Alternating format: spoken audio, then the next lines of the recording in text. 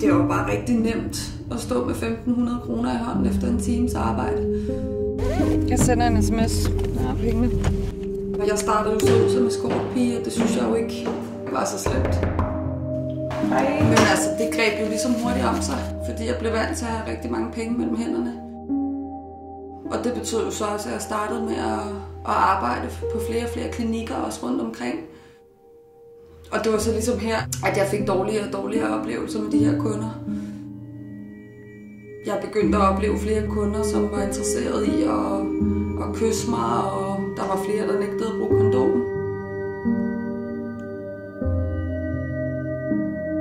Og det var jo så der, jeg godt kunne mærke, at det ligesom eskalerede.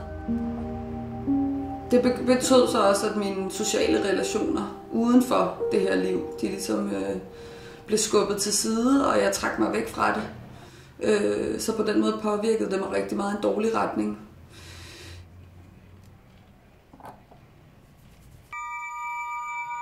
Der var dage, hvor jeg lå på min seng og glodede depressivt ud i luften, altså hvor jeg ikke kunne tage mig sammen til selv de mindste ting.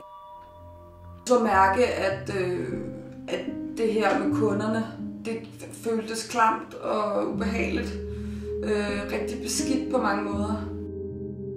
Og det gjorde så også, at jeg ikke kunne have en normal seksuel relation til mine kærester.